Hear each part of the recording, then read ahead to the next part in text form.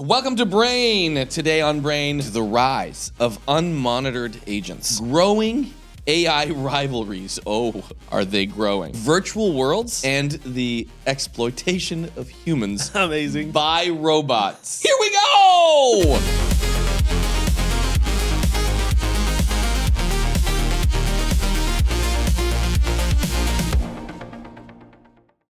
Joel, welcome to Brain, where we bring reframed analytical insights nationwide. Well done. Thank you. It's becoming more of a challenge. Not gonna lie. So those acronyms. Man. Yeah, it's true. It's hard to not repeat the same ones. All right, I want to thank Generosity X. Generosity X partners with charities to increase their annual giving revenue through optimization and innovation and ethical use of AI. Check out generosityx.com. Joel, I got a new job. I was not surprised about this at all. When you told me, so I'm not surprised. So you may have heard about this guy that was hired by an agent to go and stand in a parking lot and hold a sign. Can't remember what the sign said. It didn't matter. But he was hired through RentAHuman.ai, which lets agents actually hire a pool of humans to do things that they can't do in the physical space. So I signed up. There is, by the way, nothing dystopian about this story whatsoever. I thought I could use them. No, I didn't think I could use the money, but I thought it'd be a really interesting experiment. So I went on. You put in your information. I was putting in like my skills, and I was trying to type them in a way that I thought a robot would search for them. Right. Which I'm not sure that everybody has done. I don't even know what sort of things you can offer a robot, but I just said I would be willing to go and take photos, videos, audio recordings of anywhere in the GTA and bring them and why are you laughing? This is a great opportunity. But there's so many questions I don't feel like actually asking, but I must. Ask. Like, what's your rate, Dave? So I feel like I'm undercutting myself a little bit. Okay. But there is a suggested range. Okay. I think it was like between 50 and 75 an hour. So it's not terrible. No, that's not terrible. Is it task oriented? Is it job oriented? Like, what is it? Opposed to what? Well, it's for physical people to do things for robots. Like, what would it be other than task oriented? So I'm wondering. There's no knowledge work available on the platform at all. What knowledge do I have to offer AI models? A sentient group of AI bots. This isn't the point. The point is that I can go and do physical things for it. There are 350,000 people signed up on this site. That is both an indictment of our current job market, right? Because, well, think about it. Like, everyone has a little bit of extra time that you could potentially monetize. So it's like new source of income. Maybe that's great, right? But also, it's like, man, agents being able to ask. Being able to identify the work that's available in the world and then ask humans to do it is it is a fascinating dystopian thing that is happening. Well, we in a way we do this. Like this is Amazon delivery. For sure. Right? It's I need a thing, I use my task app. grab and it's a person that physically brings the thing somewhere else. For sure. That's oldest job in the book. For sure. Yeah. There's an older one. But there's a So do you feel exploited? Well, I know I haven't been hired yet. Oh, so I mean, once I get hired, if it tries to, maybe the agent's gonna lowball me afterward. But do they have a broad spectrum of can you bring down your rate? Like, are you competing against other humans? Are you suggesting? Is that what you're? Yeah. 350,000 other humans. I could undercut them. I could try that. I could try setting it to like $1 just to see what the experience is like. Is it geo-blocked? Is it like, how do you know where you're doing you can say thing? the city that you're in. So I put Toronto. Yep. And in the comments, like in my profile, I did list the adjacent cities. Okay. That I would be willing to travel to. Okay. I should lower my rate. You're right. Because I would actually just be really curious to see what happens. Yeah, like what's the bottom end? The payment is through Bitcoin or Ethereum. Okay. So you had to add your wallet info there. Doesn't seem like a problem at all. No, it's empty.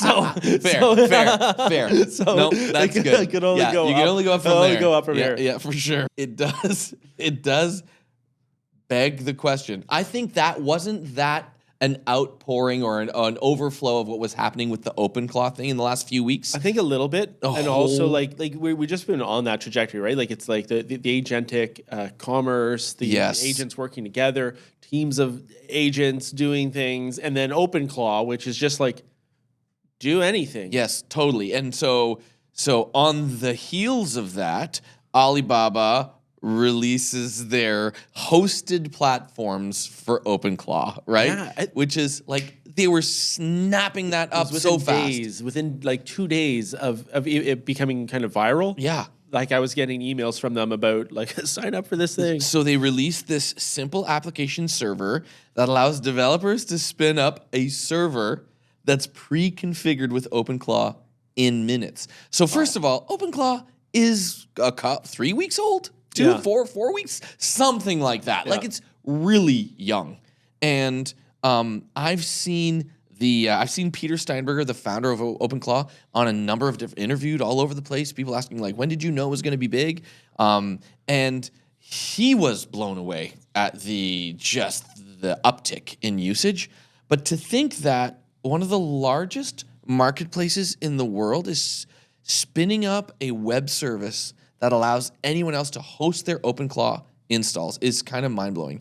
Like, and it's a great idea. It's a great idea. Super cheap too, right? $4. I think it's $4. Yeah, like $4 a month or something. Yeah. I mean, compared to like buying your own like Mac Minis, right? Like lots of people went out and got them. You had one sitting around in the just because you have so many computers sitting around, and they're all good machines. Yeah. Joel had like a Bitcoin mining farm, and it's just got stacks of GPUs sitting in his basement. Yes, but, so if you didn't have a machine, or you didn't want to set up a machine or risk everything on your home network like you did, for $4 a month, that's really good. That's really, really good. And the truth is like these agentic workflows are all text-based, really, essentially. I mean, some of them are using audio and vision models, but mainly to get the tasks done that you want to get done, it's all text. So it's like it can be super lightweight. But I will say this: the assistance that you get out of this type of platform, like actual assistance in life, is amazing. And what were you showing me just before we came in to record? So last week I had to take video of it. I might show it here of me asking my OpenClaw instance at home to make me $10 extra a day. Dude, this is insane. It's this is OpenClaw. It is literally making products inside of an Etsy store. Shop manager. It's making digital products, starting a digital store literally on its own. I said, hey, make me $10 a day. And it's discovered a niche, and now it's building out all the materials and the products, and it's putting it for sale on Etsy. That's bananas. And so I told it, find a market that'll work. It went through all of my history of my previous chats with OpenAI, with Claude, and determined that this niche of Dungeons and Dragons was something I was interested in.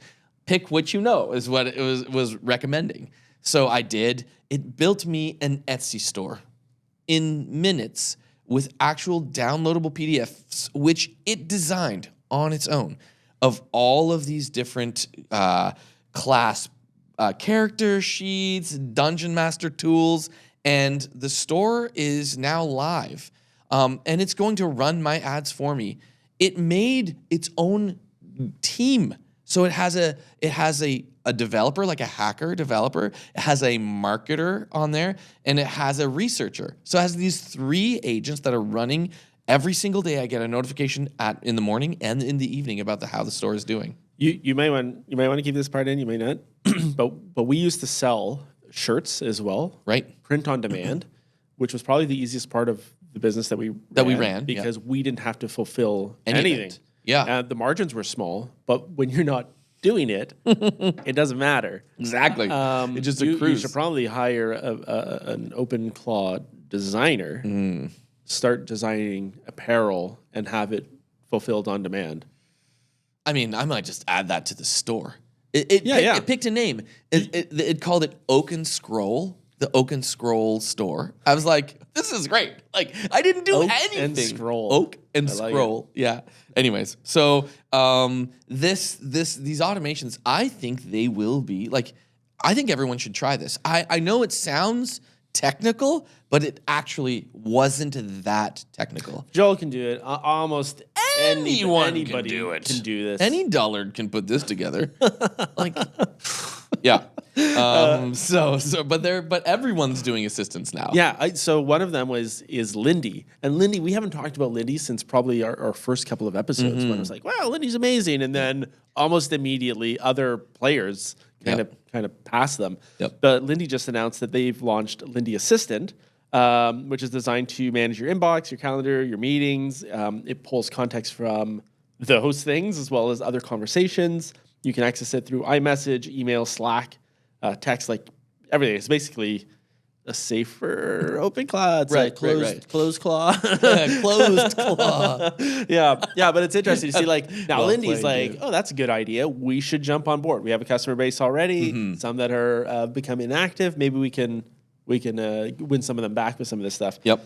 Now, if you find some of this stuff interesting, now's a great time to go ahead and hit subscribe and tell us, have you rolled out something like OpenClaw or your own agent? And if so, how did it go? Did you lose everything? or is it a win? We're trying to hear from someone who's lost everything, because so far I've only been hyping it as the best thing ever, and I need a fair amount of hit subscribe so that when Joel does lose everything, you'll be notified immediately. You can toss an LOL in the comments.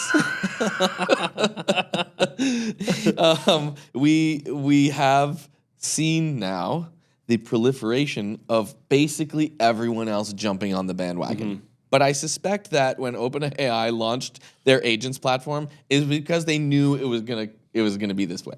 So yes, OpenAI launched the agents platform, which basically allows agents to be defined inside of their platform, connect the internal tools and data, manage all the permissions and access, and it's like an enterprise-focused platform for agent management, effectively. And yeah, like it's not really a response to OpenClaw, but it seems like we're hitting a moment of inevitability. Like, one agent doesn't feel like enough anymore. Yeah. Yeah. It's interesting that OpenAI did that, because coincidentally, Anthropic also released Opus 4.6 with new agent teams. Right. I think originally they called them swarms, and people didn't love that, so they changed it to agent teams. And it's the same idea that it can coordinate like a researcher, somebody to draft requirements, somebody to build, and those agents, and somebody to manage them. I'm saying somebody, an agent to do all those things, and then they work together as a team to accomplish a project. So my workflow has always been like building products that I'll write out everything that I can think of about the product I want to build, all of the specs. I'll write it out in Gemini and ask Gemini to work through the ideas with me, the concepts, the requirements, fill in gaps. And then tell Gemini I need like MD files, I need spec documents, I need everything to give to Cursor to actually build it. And so then Gemini makes it, and I pass it over. Yeah. But how it's going now is that's starting to be in one spot. Yeah. And you can have all those conversations. I actually, in the last 2 weeks, I've started using Ask mode in Cursor way more than I ever did. Yeah. I've just found it more valuable. For planning. Yeah, absolutely. Ask mode is great. So it's similar in Anti-Gravity by Google. Yeah. It's called planning. And even on Replit, I've been using Replit a lot lately. Oh, really? And there's this amazing planning mode. And it does define, and it basically asks you questions ahead of a refining of the process. And then it says, are you ready to build? And you can refine it and go, actually, you got that wrong. Let's change this. And then actually build it again. It's really, really cool. And more of the tools are doing this. effectively building spec docs or spec guiding documentation in the background so that both your products are like documented better and you understand what you're actually asking for, as you're building it. Yeah. Really, really useful. There's been this kind of refining of these models as well for different industries, and I think that's probably one of the other big moves that's happening. Not just like this helping plan for your own projects, but like it was announced that Anthropic was going to upgrade or update Claude Opus for finance. Yeah. So like this speaks to like the scaffolding around these AI models. Yeah. I know that there's been a lot of discussion about what tool sets these AI models are given to both train, but also just to offload a lot of the thinking.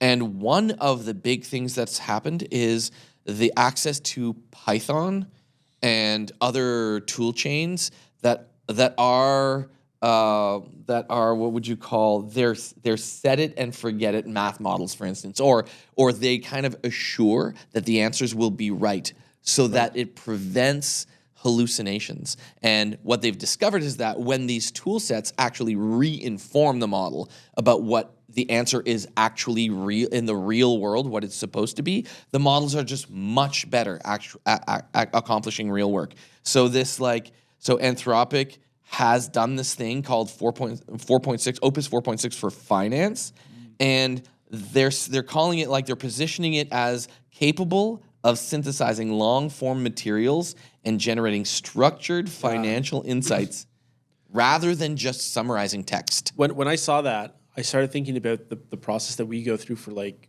our tax reporting for the business. Yes. And I have built some automations, like the things that other large platforms already have. So like being able to take pictures of my receipts and email it to myself, and then having workflow and N8N go and grab those, read them. Yes.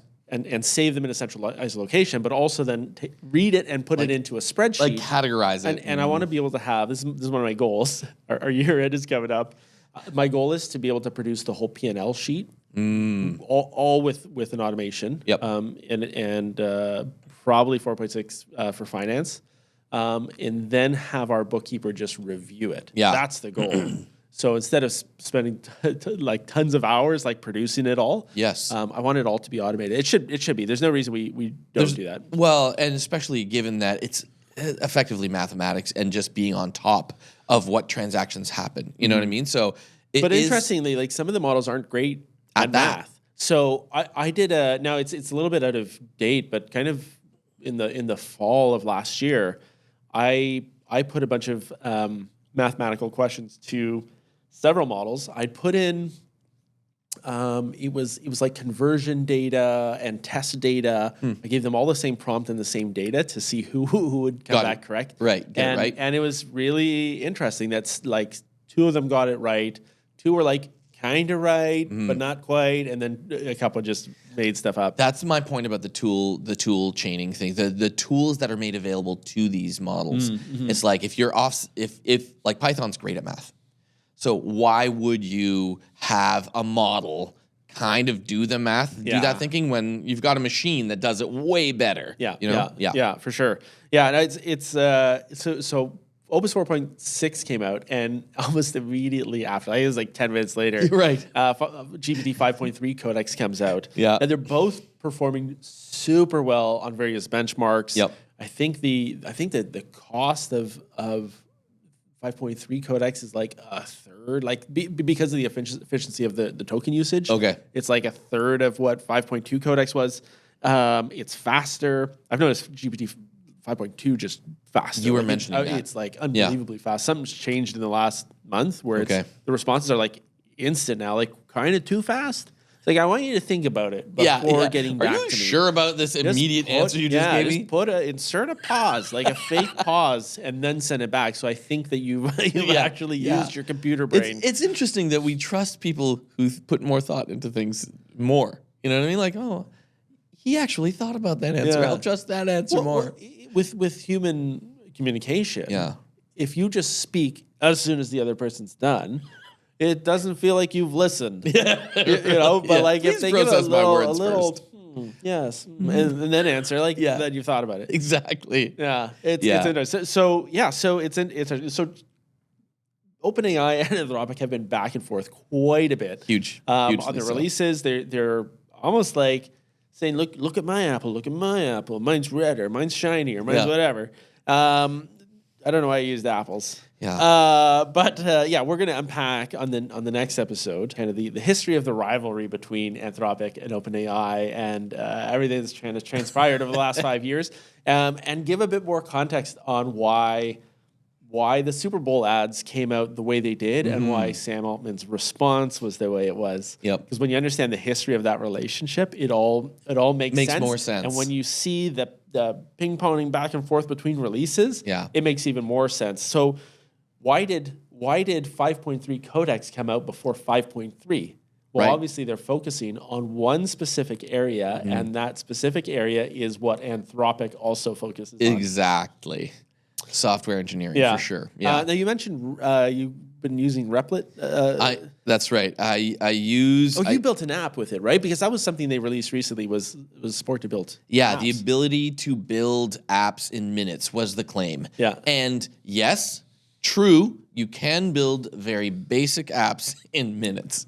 I have been working on the app that I'm building for Dungeon Masters. I've been working on it now for about the last 3 weeks, and yeah, it's going to be amazing. But it's more than minutes. Yeah. I would say more than minutes. Maybe that's my inabilities. You have limited minutes to begin with. Maybe. Oh, bless you. So it's been great to see Replit like kind of expanding beyond just the vibe coding thing where they started, and Vercel's V0 they're doing the same sort of thing. Yes. Now they just announced that they've added support for GitHub. And being able to import your repository. The repository. It handles the branching, the commits, merge requests. They added projects and folders so you can better organize all the projects you're working on. They have a full VS Code style editor built in now. It's amazing. They built that product out from like seriously like vibe coder guy on the couch to trying to be like a productivity tool. Absolutely. Vercel, I'm a huge fan. For those of you who don't know, it's the same company that released Next.js. So the structure of most of the apps that are like in the App Store, but that are also React Native code is the same. It's the same company, so they know what they're doing. And just to say it for a little something useful here is building apps like that. You have this such a tidy little stack of free platforms that you can use between like Supabase and Vercel and what are some of the other ones? Like Supabase takes care of all that like the Google authentication. Totally. Like, so easy now. So easy. I mean, Stripe is free for payments. Stripe is super easy. Yeah. Integrating Twilio was like really easy if you want to add like text support. Yeah. What's the email one? Resend.com. Resend is so good. So good. All of those things you set up in minutes. You set up your entire infrastructure in like 10 minutes, and you have email, payments, databases. You're able to ask these platforms to build real things, and they do it because of these tools. Yeah, this stack. And it just says like you need to click here to open your .env and paste in your code here. Yeah, it's like if you don't know where, you switch to Ask Mode and be like, I know where to get this. And it'll just tell you like exactly where to go and how to get it. Yeah. And the tools that are the stacks, like, so for instance, Stripe, I'm integrating a very complicated Stripe integration into this Dungeon Master because it's renting seats at a table to be able to play with this Dungeon Master who runs these games online. Every seat is its own ticket. It happens every week. Like, it's a quite complicated payment structure. And the recurring payments for memberships are hard.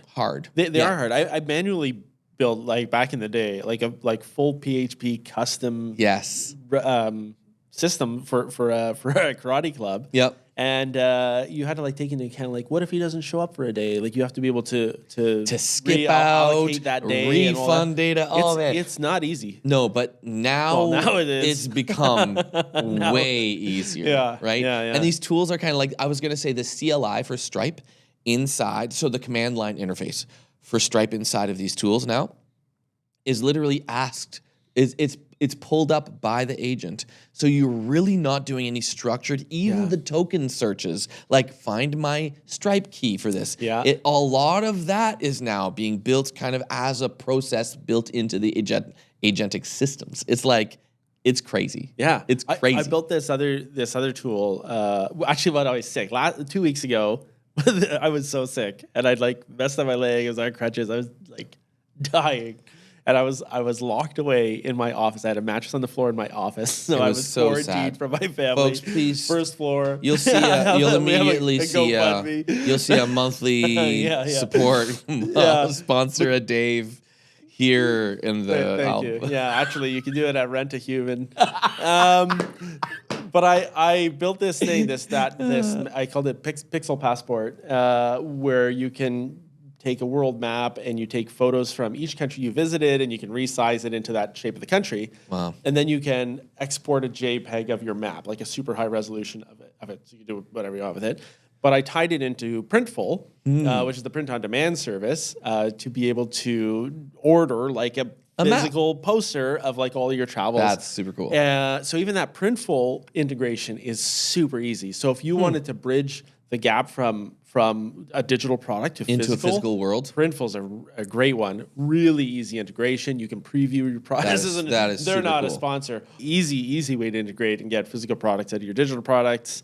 And you mentioned as well that I haven't seen this because I've been away for a week, but Cursor released Composer 1.5. Yeah. So I've really enjoyed Composer actually for building stuff. Now I didn't specifically try 1.5 intentionally. Okay. But I did enable it because they said if you enabled it now, you could get like 2 times the tokens or whatever times token use out of it. Yeah, as a demo. So that's why I enabled it because I'm building another I was building that SMS platform. Right.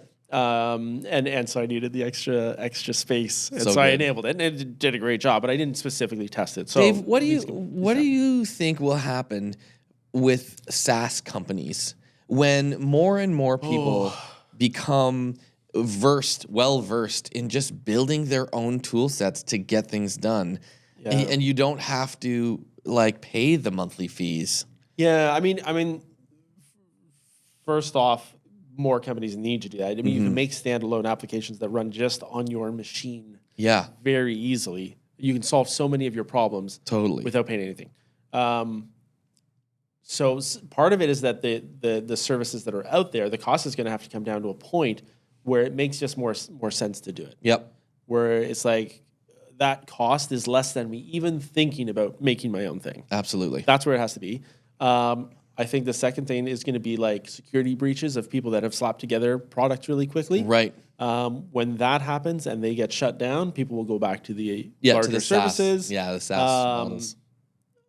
Yeah, I think that's going to be a big one. And that's one that definitely like concerns me as well. Like, yep. I know I have a background in development, but to go through all of the code that is produced is almost like it's impossible. To do. So you need to get. I mean, this is where the agent teams come into play, right? Because you can have somebody that's testing somebody again, like an agent testing your.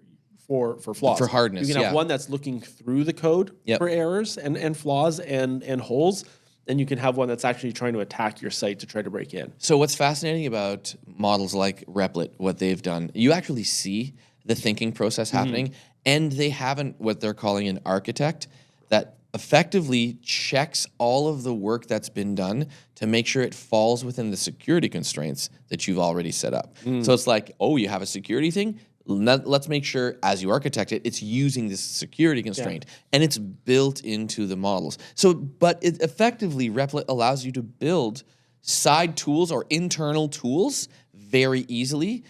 We built a songwriting project for work, and it was all built internally with the security protocols, with all of the database hardness. Yeah. It like all of these frameworks, and I built it in no time. Yeah. And it just made it so easy to deploy. And I just thought, like, I could sell this tool for $69 a month or whatever to a songwriter, but why?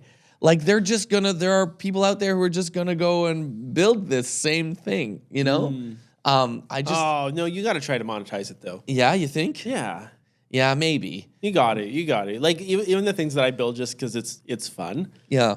Like it's not free. I'm Right. buying No. so many stupid domains for projects that I start so that I'm true. like, if I buy another domain, I gotta find a way to monetize it. I have to pay these domains back. Yes, totally. Just the domain cost alone. It's like- GoDaddy is who is making the money. They are on this. I agree. On this whole thing. I agree. Yeah, Yeah, they're because it's just like I bought so many domains because I just have like some random idea and it's like, well, Totally. I need a domain. Yeah, everyone needs a domain It's not for ready that. to launch yet, but if I, I need a domain. But when the agent's done working, I'm going to launch this $1 billion business. it does make testing easier. Like that SMS platform I launched in like 2 days with its domain. If I didn't have the domain, then it's harder to set up like the super base and everything. It's just a little trickier. Yep, fair. So it's easier to just get a domain known.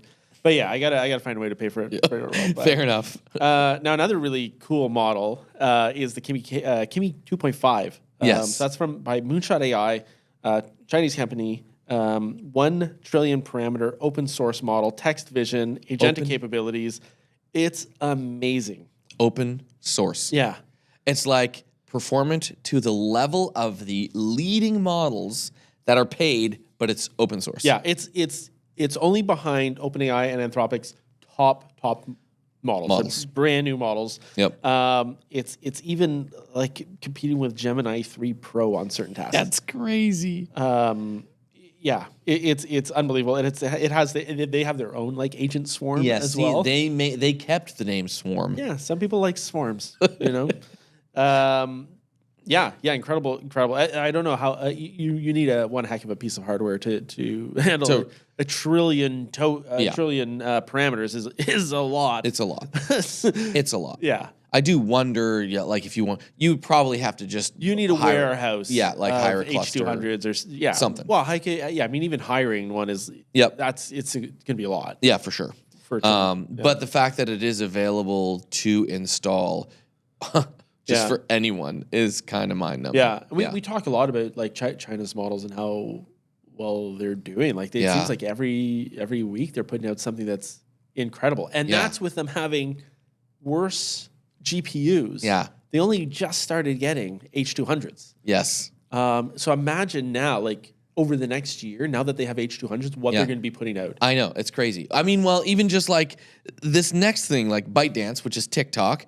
Seedance 2 being introduced. This video model is unbelievable, unreal. Yeah, like I don't know what Hollywood's thinking. There's this one of this. There's I don't know. It's kind of like a Mediterranean hillside, and she's hanging up clothes on a line, and there's a breeze. Yeah, and so the breeze is moving the clothes. It's moving her hair as she's like fabric dynamics, like hanging it up, and her cloth, like the cloth of her shirt is slightly translucent, and you can see the sun like shining through it, and see the structure of her arm below the fabric. It's like it's mind blowing. Yeah, it is literally mind blowing. Like it's seeing things that you can't see. Yeah, like through garments, you can it understands the structure behind it. It makes sense to me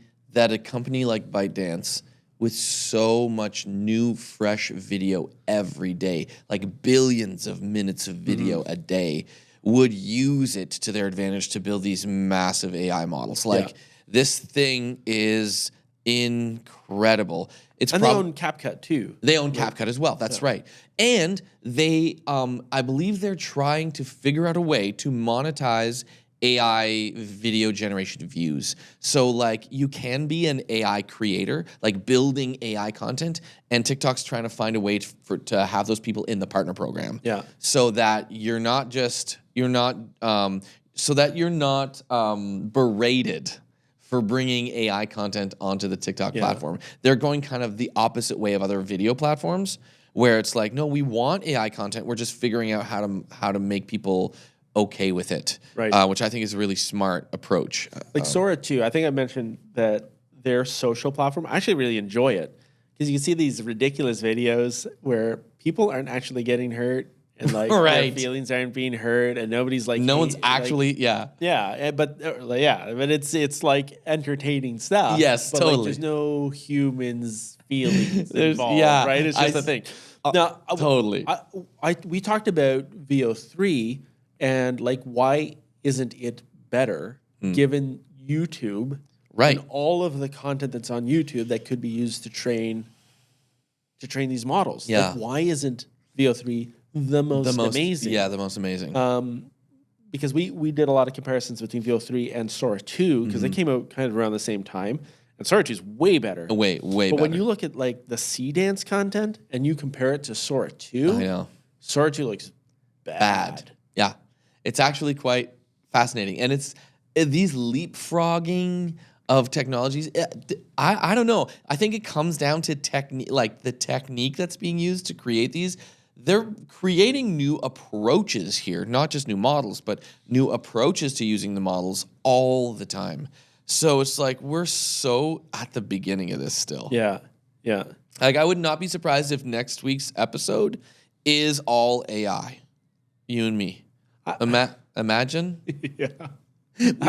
One day it's gonna happen. One day it's gonna happen. But bro, okay, not next week. Probably not. I've still got some editing to do after this. Yeah. Now the access is still very limited. There's apparently some Chinese sites that have access to it. Use, but you need to know Chinese, and 2, you need a Chinese phone number. Okay. To access it. I tried to learn the Chinese or to get the phone number? The Chinese might have been faster than trying to gain access a different way. There's no API access right now. They're saying that it could be the end of this month that public access is available. That would be amazing. If you have enjoyed this content thus far, so far, we're not even promising after this, but like so up far to this point, if you've enjoyed it, please like, subscribe, and comment. We will answer the comments that are left on the show in the comments. Ask us a question. Maybe we'll cover it in the next show. Yeah.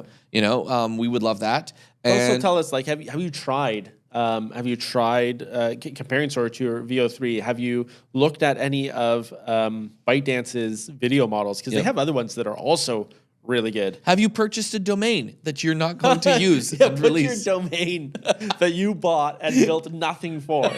Put that in the comments.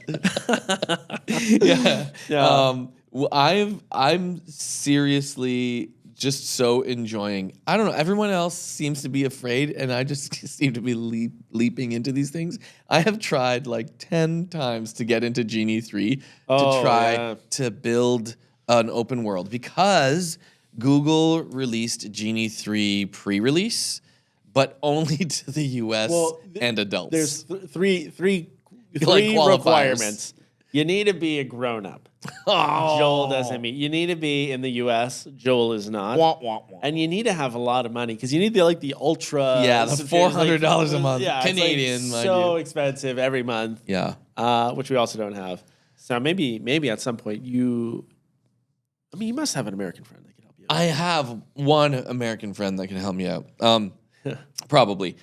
But what I statistically, there's got to be one. But what I was gonna say about it is like tech stocks for gaming companies crashed to the ground because of this release, and it's unbelievable. Genie 3 is so good. Like if Seedance is it's at a certain level for video. This is there for world building. Yeah. World building. So you describe like the gravity, the lighting, the materials, everything, and it makes a 3D world that you can actually explore, and navigate. Like it's Wild. It's wild in the sense that, like, there was this thing in gaming where procedural level building became a thing that was very important. And that concept is of, like, you reach a certain area and they're almost like a line in the sand, and the continuation of the world would be built. And then, programmatically, you give it some resources, and then more of the world be built so you could explore these open worlds. But this is not that. This is literally a mapping out of a world from a physics and kind of aesthetic perspective, and you can literally walk around. It maintains object recognition. It maintains, like, this stability of a world. It's so much more than. I think that's why the reaction was so fierce in the stock market against gaming companies. It's that it's like, if this is possible now, then so much of the work that goes into these huge games is, like, it's kind of built. That's built now. So that's where most of the investment comes from. It's like, a concept is nothing. It's the work that takes to build the world. Concept is very important. Okay, concept's important. The concept I'm a concept guy. makes the game. Sure. Okay, so concepts are important, but they don't cost you tens of thousands. They don't cost you $1 billion to make, or $100 million. Billions. They don't. Yeah. They're not as expensive. Yeah. So but you're right. Like, the bulk of the hourly work is the development of those. Yep. And actually, it makes me think of the people, we talked about this, people who are opposed to AI in some of these creative spaces, where I feel like they don't acknowledge the amount of math that's being done for them, even in traditional, like, game development. Like, all of that light ray tracing and reflections and shadows and parallax and forced perspective, all of that is math that's being done by a computer already. For sure. And when you add in this layer of AI to it, it is still math that's being done for you. Now, it is bad news, I guess, for a lot of developers. I think creatives are still safe in this space. Like, you still do need to design the textures and the palettes and objects that make sense in a world. Like, all that still has to be designed. But it takes away a lot of that development. Now, you can't. Sorry, go ahead. No, I was just gonna say, like, I think the storytellers win.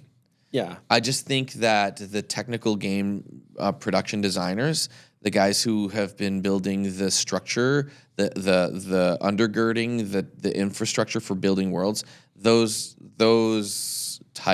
type of work is kind of in danger now. Yeah. Now, good news for them, Google's not letting you download like a world building anything. Like, you can't download any files, any. It's just mapping. A viewer at this point. Yeah, it's just essentially feeding you video of what you're doing. You can't actually download the world. Yep. So that's pretty good, but at some point that's going to come. Yeah, for sure. Right? So we had Sea Dream videos, we have world building, and now we have NVIDIA releasing DreamDojo, which is like we talked about last time, the Neo One World model, which is a set of videos that train the robot on how.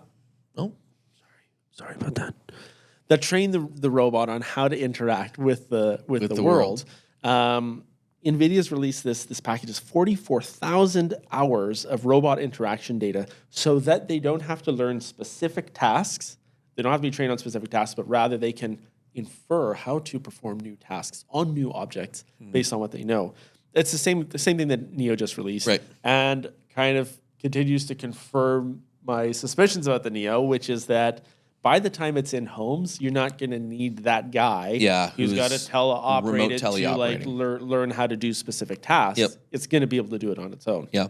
I think what, we had a little bit of a chat about this. I think there's going to be this cool combination of like a Google, what was it called again? We were just talking about it. The Genie 3 world building. Oh, yeah. and then the robotic world physics models, Yeah. and they're an amalgamation of those things, so that you could say, hey, this is what my world looks like, Google Genie 3. Download it for my robot so that it knows how to navigate this thing. Isn't that you know? amazing? Like, because you can program in things like friction coefficients. Yes. And weights. Yeah. And gravity But and more- momentum. You can program that all in there so that the robot can learn Exactly. in a safe space. Think about it this way. This isn't a huge opportunity. Like there are resources in space on other planets, even in our own solar system. Imagine being able to take all of the information we have about those planets and then send Neo over there, send robots over there.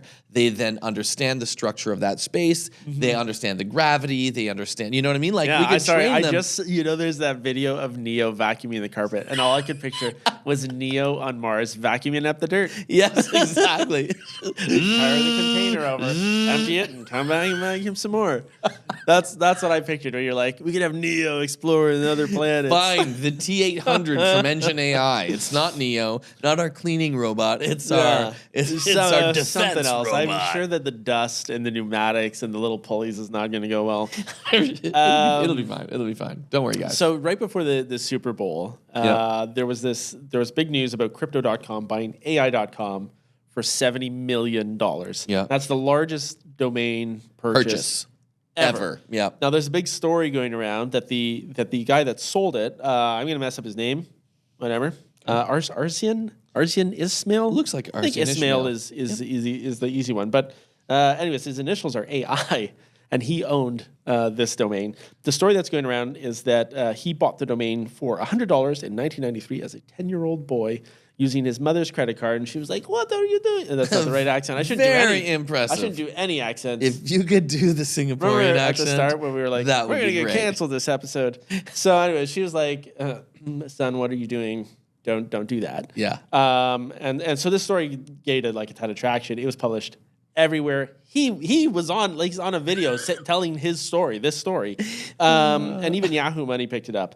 The story is nonsense. It cannot be real. It's total nonsense, and he's just sucking up the fame. He's already got $70 million for the thing. Like you've done enough. Yeah. But he still wants the fame. So the domain was originally claimed in 1993, May 4th, 1993, 5 days after early. the World Wide Web became public domain.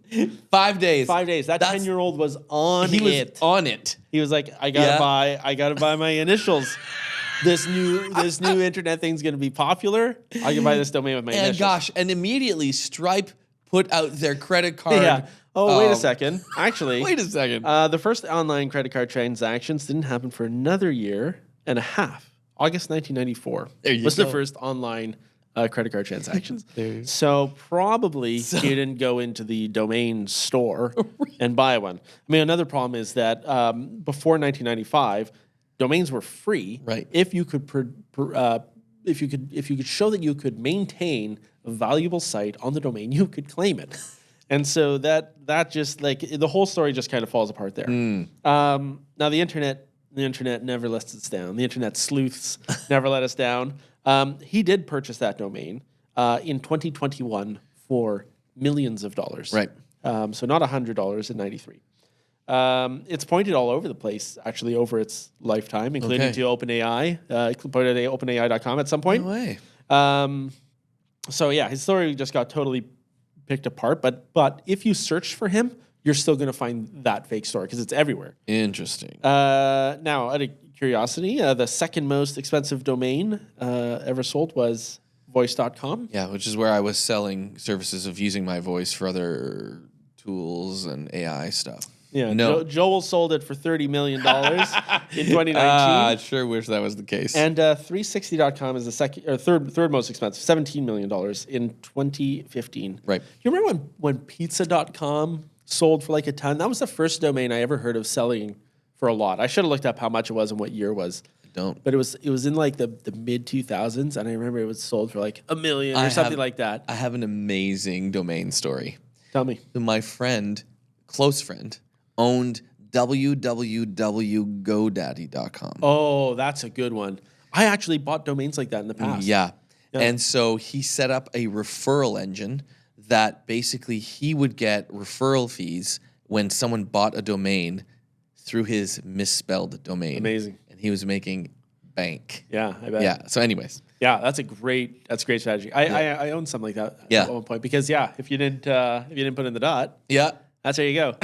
Or the other ones would be like you do like GoDaddy.com, Right. because people would just either miss the dot. Yeah. And then it would just automatically go to the Fill it. .com version That's right. of that domain. Oh man. Yeah. The Wild West Yeah. of the internet. Yeah.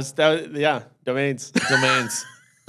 GoDaddy. What a thing. Yeah, so that's all I've got for today. But we will be back on Wednesday. Make sure you hit subscribe. We're going to be talking about the Anthropic and OpenAI rivalries and their back and forth of releases and conversations. And it's really interesting. When you know the history of that relationship, everything becomes part of the soap opera. And there is one domain that you should know, and that's brainmediaconsulting.com. If you want to devise an AI policy for your business, if you're interested in having us help work through some of the things that your organization is going through vis-a-vis AI, we'd love to do that with you. Go to brainmediaconsulting.com. You'll see all the past episodes. They're listed right on the homepage. And we would just love to hear from you there. Yeah, head over to the tools drop-down menu. They've got the AI policy builder, the AI readiness assessment, and some other tools are just going to be popping up there as we build them. Thanks, guys. Thanks for joining us. See ya. Bye.